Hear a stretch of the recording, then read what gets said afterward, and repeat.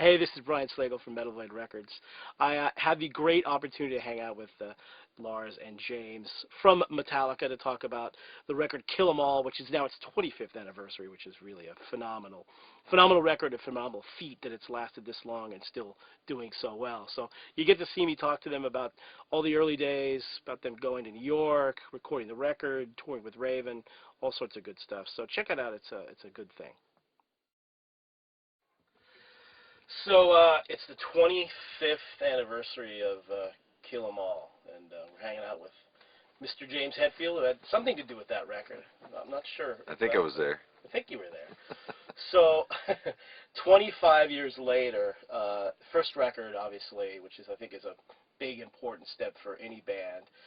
When you guys first started out, did you ever even think that you would get to a full-length first record?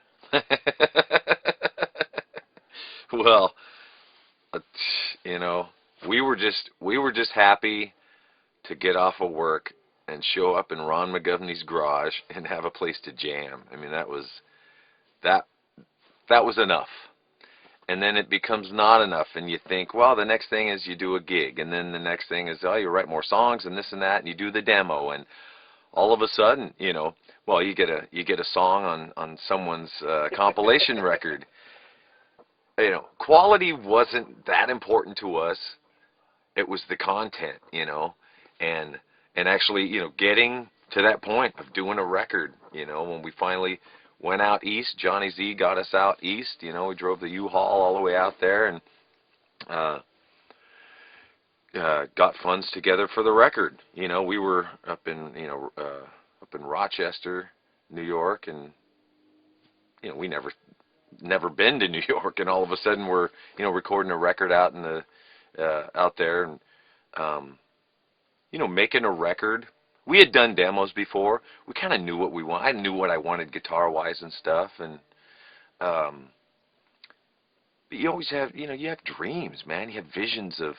I remember being at school writing. I'm drawing up the band I'm gonna be in. I already know the name of the record.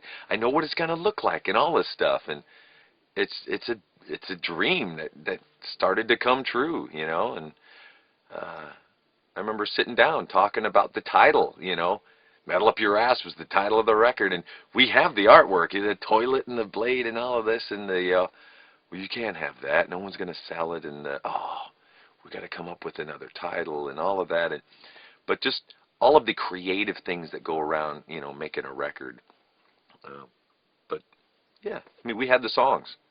We had been playing those songs in the clubs forever. Kill 'Em All is basically, the first, 10 songs that we wrote. We were pretty particular about, I remember very early on with James having, what's the point of writing a song if it's not good enough to go on the record? So we were very kind of anal. But, every song, so Kill 'Em All is literally the first 10 songs. It's not, there was 16 and 10 of them made it on the record. I think that the last two, there was the famous, No Life Till Leather demo that had 7 songs on it. And I think that song 8 and 9 was No Remorse and Whiplash. Those were finished right around the time that I think Cliff joined the band. And we went and did a demo of those up in Walnut Creek up in Northern California. And then, of course, the 10th song being the bass solo song. So by the time we went to San Francisco, I think that pretty much all the songs were done or very close to being done. It wasn't like we wrote. I mean, we were writing when we got to the East Coast, but those were the songs. That was Fight Fire and For Whom the Bell Tolls and whatever that ended up on the next record. So all the songs on Kill 'Em All were pretty much written.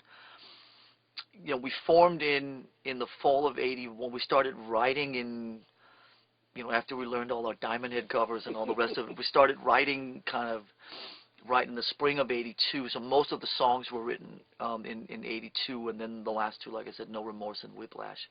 Seek and Destroy. I remember writing that in my little pickup truck when I'm working at the sticker factory in Whittier. I'm listening to Diamond Head, single note riffs, and it's like, hey, this is pretty catchy. Go over to Lars's place in Newport, and in his dad's meditation room. We take all the mattresses and put them up against the wall, and we write "Seek and Destroy," you know, and we're headbanging, you know, through his house there, and so slowly started, you know, writing songs. Some of the songs were things that I had before, like "Hit the Lights," or lyrics that were from other things. You know, "No Remorse" was some other song. So really kind of, and I think the uniqueness of the writing of that record was, we're writing new music, but here's some old lyrics we're just going to shove in there, you know. And so some of the phrasings are really kind of different, and, you know, maybe not the way you would have written them back then, but they you know, they helped us write the music around it. And but yeah, we had the songs. We'd been playing them in the clubs for a long time, so we were very well rehearsed. So when we went in to record them, you know, there wasn't a lot of messing around time. You know, early May, something like that. I think we went up to Rochester and started what's called Barrett Alley with the studio. But we were psyched. It was a cool studio. We felt pretty good, and also it wasn't like, as then has happened on every record since then. I mean, even Ride the Lightning, the next record a year later, we wrote 2 of the songs in the studio. Master Puppets, we wrote songs. I mean, we walked into Barrett Alley in May of '83 with all the songs just ready to go. I mean, it became about executing, and it became about capturing. It wasn't necessarily super sort of creative sessions. It's like, oh, what are we doing, and blah. It was just like go in and fucking play and nail it, you know.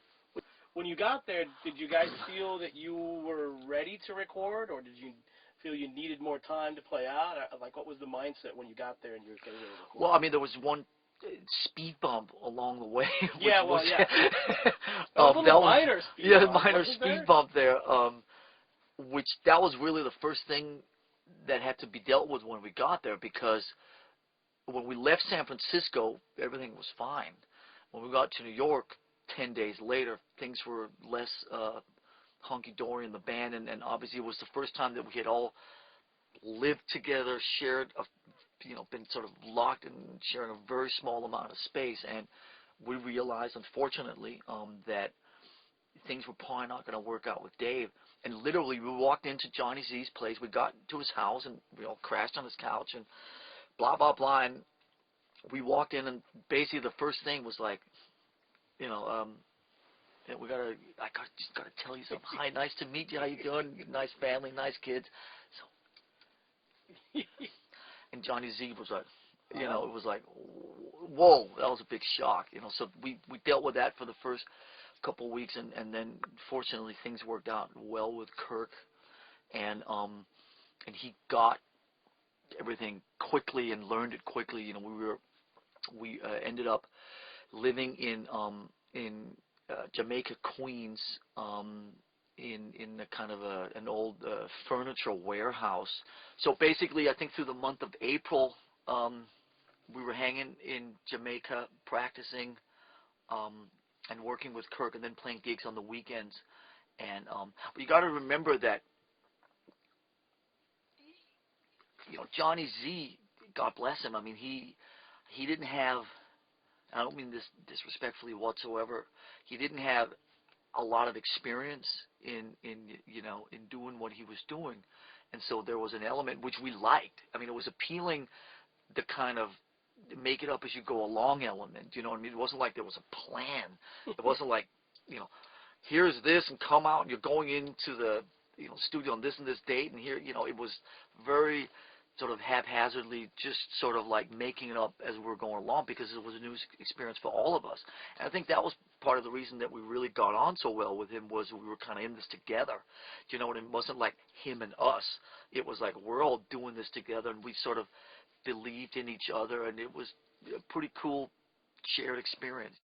Yeah, we get into the studio recording. What I remember of the place, we were on different levels. I don't know if that's exactly accurate, but I remember not being able to see Lars while I'm playing, and that was a little frustrating. The drum room was somewhere else, and we're obviously used to being each other's faces. I remember going to you know, we didn't know the producer. We didn't know anyone there. And we're looking at him, and the guy's, you know, kind of clean cut. And we're going, oh, no. Does he really know what he's in for? Or does he know how to get the sounds we want, you know? Because we had Mark Whittaker, the guy who was our early manager and the place we lived at in El Cerrito. He was doing, you know, engineering school, so he was helping with the sounds, and he helped with, there was a demo after the No Life Till Leather that had, I think it had Whiplash and like 3 other songs, and the sound was pretty darn good. And I remember driving around, and this guy, Bob, who we had befriended up there, who was a complete nutcase, he was our shuttle service, you know. He'd hang out. He'd take us to go get wings, you know, or, you know, go drinking or whatever. He was our ride around. You know, I remember we're listening to stuff in his car going, you know, A-Bing it with the old demo. You know, it's our first experience with demo-itis, you know. Yep. It's like, oh, my God, the guitars just, they don't have it, or the vocals, and, you know, kind of freaking out about it, that maybe, you know, this isn't the right guy. It's like, you know. But the other thing I really remember, you know, I had to go in, and we were, you know, we're short on funds, and I had to go in and do vocals. I had, whatever, 2 days to do all the vocals, and I was probably the most hungover I'd ever been in my life. I woke up. Perfect. Yeah, I woke up. I think I'd smoked pot for the second time in my life or something, too. I had woke up on the floor of the kitchen, and my head was resting on a wooden chair, and you know, I remember Johnny Z being on the phone. You got to go in and do vocals today. It's like, fuck you. I'm not doing any vocals today. I'm going to throw up on the mic. It's like, what? You gotta. And I just completely hung up and just stayed. But I got all the vocals done, I guess, maybe in 1 or 2 days. Well, how did you feel when it was finished and you heard the finished product? Yeah. I was psyched. I thought that that the record obviously sounded good. It was a big thing about this Barrett Alley place had these really big rooms, so we thought the record was really nice and ambient and that whole thing, which of course was nothing compared to the Ride the Lightning record, which was really, like, you know, next level up in terms of production. We're actually sitting, James and me, talking a couple days ago about how, you know, such a big thing back then, and you can probably remember that was, you know, production. Oh, we got to get, you know, Krista Sangaritas, or we got to do this, or Martin Birch. Ooh, you know, it's a production. The sounds. It's like now you just fucking go in and play, and I mean, it's almost like you're trying to play it down now. You just want it to sound like garagey, and you don't want to fuck with it too much. Back then, it was like, you know, it was like Def Leppard was on the radio every half hour. Ooh, listen to the kick drum, and I mean, I remember sitting there being super psyched about the way it sounded, and you know, fuck, you know, and obviously it was also a big step up from the demos in terms of sound and so on. And I remember the first time we held the record, it was down in Jersey, right before the Raven tour started, you know, early mid-July. It was like, fuck, it was like, you're holding a record, your own record, with the word Metallica. That was a pretty big moment. Boy, I listen back to those vocals and go, who is that? Yeah. You know, who is that? Who is she? I mean, some of his high screaming stuff. It's like, wow. And whether my balls hadn't dropped completely by then, or I mean, I don't know, but you know, when you're first start, you know, I was really thrown into the singing part. I wanted to be a singer really bad growing up. You know, my poster was Steven Tyler and Joe Perry together in this one picture, and I wanted to be both of them. And you know, thinking that playing guitar and singing, no band has made it like that. You gotta have a front man. So, and growing up in LA, I always wanted to be in a band. And everyone was looking for singers. So, well, okay, I'll put the guitar down and start singing. And I had to go back and forth with it, you know. Okay, I'm going to sing. It's going to be awesome. I'm singing, you know, at the Saxon show and going, oh, I miss playing guitar, and we need another guitar, so I'll pick the guitar up again. And man, I feel this, you know, the riff and this, and okay, we're looking for a singer now, and then we look for a singer, and it's like, dude, the guy's a poser, and oh my God, and I go back and forth, and you know, I end up doing the rhythms because he's not as good and that, and it's like, all right, I'm gonna attempt to do both, you know, and you know, if a singer comes along, then okay. And I was not taking lessons. I was not, you know, I was listening to Lemmy. Lemmy was kind of, okay. He's as long as you got attitude, you don't have to be able to sing, you know. And that was kind of the attitude around those days, you know. And you know, I did what I could, you know, and my extent of singing was a yeah like that at the end, you know. I'd do a little bump at the end. That's singing, you know. That's my vibrato or something, you know. And you know, slowly over time, you know, obviously being on tour and things, you just get better. The more you sing, you know, you gotta develop a style. So the record's done, it's finished, and you guys go out on tour with Raven. It's your first real, like, big tour. Well, how was that? How was it touring with those guys? Obviously, you were fans of theirs, and they, I guess, apparently became fans of yours as well. Obviously. That was insane. It was, you know, 12 guys in a motorhome, again, about half the size of where we are here, and everybody sleeping on top of each other and driving around in the United States in July and August in a vehicle. The main thing I remember about the vehicle was it had no air conditioning. Perfect. And there was a little Ryder truck, and this like camper, the Raven guys call them the camper, and it was great. It was fucking everything you wanted it to be. You know, it was a bunch of 20, 21-year-old kids on the road fucking having the time of their lives. I mean, you know, it was, the Raven guys were a little older than we were and were a little less delinquent than we were. And, I mean, they had their fun, but they weren't as nutty as we were. And, you know, fucking just, you know, as soon as the gig was over, then it was just jumped in a vodka bottle and went out looking for girls. I mean, that's pretty much what we did, you know. I remember being in front of, kind of when it all started, we were getting our road crew together, and the Metallica road dogs, as we called them, a lot of guys in Jersey, because that's where we were. I remember being out in front of this guy's house, getting Kill 'Em All for the first time, you know, the record itself going, whoa, yeah, looking on the back going, oh, it's a wrong picture or something, or, you know, pulling it out and seeing the black and whites on the sleeve, you know, Cliff's all pissed because the picture was wrong, and but just, like, could not believe, this is our record, look. And then when we hit the road, you know, actually taking records out and throwing them out into the crowd, which was, you know, it was very cool, but, you know, every record that got thrown out got broken and destroyed, but, you know, you're getting the record out there. It's kind of cool. We're on tour with Raven, you know, which is one of these things where, you know, well, before that we were doing gigs with Venom in, you know, the Paramount Theater there, and kind of those early famous gigs, but going on the road with Raven, it was a blast.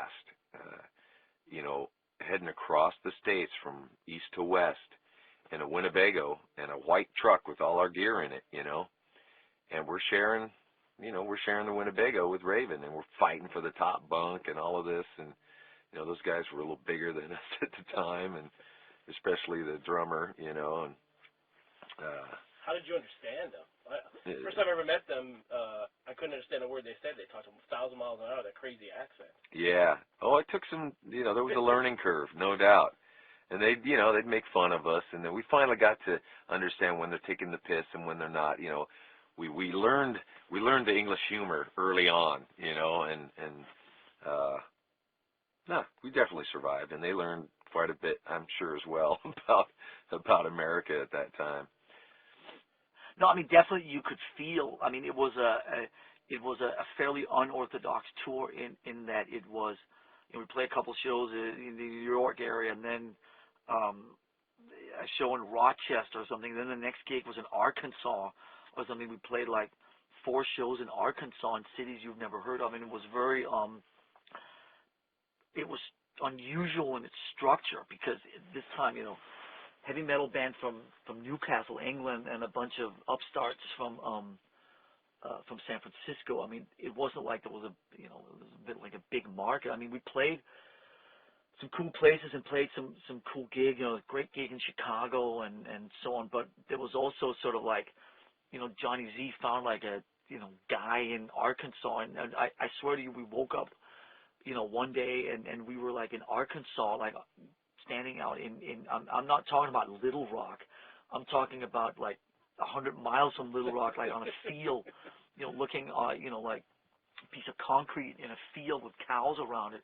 This is where us and Raven are playing tonight. I mean, there was those type of moments also on top of the cool Chicago gigs and so on. So it was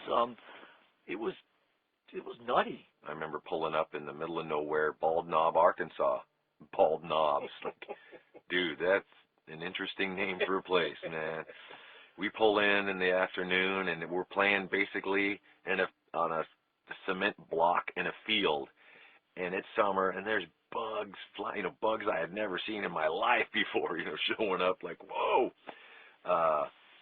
And, I think back then Lars was quite a bit more, brainy. I mean, he was, not that he is now, but brainier than I was, and he was collecting, all the reviews and a little more, obviously more worldly, being from Denmark and, traveling all around with his, dad in that world.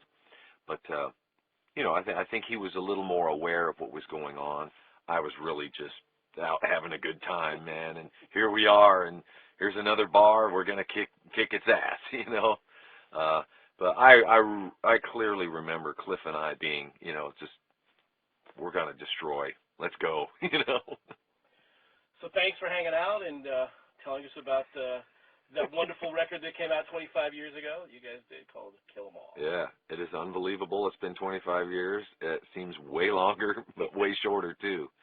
And heading into get on the next record. Awesome. Well, Never satisfied.